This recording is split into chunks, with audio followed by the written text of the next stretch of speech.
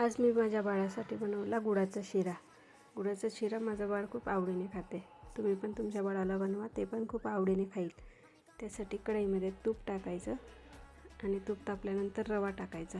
रवा छान भाजून घ्यायचा.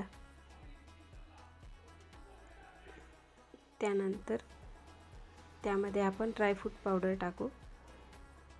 ड्रायफ्रूट पावडर टाकल्यानंतर रवा अजून परत छान भाजून घ्यायचा. बघा अशा प्रकारे कलर येतो रव्याला. त्यानंतर त्यामध्ये गरम पाणी टाकून घेऊ.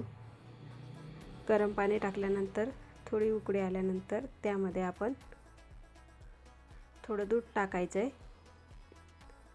त्यानंतर छान उकळी आल्यानंतर त्यामध्ये गूळ टाकून घेऊ आणि छान 2 मिनिट शिजवून घेऊ. बघा अशा प्रकारे रव्याचा शिरा तयार झालेला आहे. आता मस्तपैकी थंड होऊ द्यायचा आणि आपल्या बाळाला खाऊ घालायचं.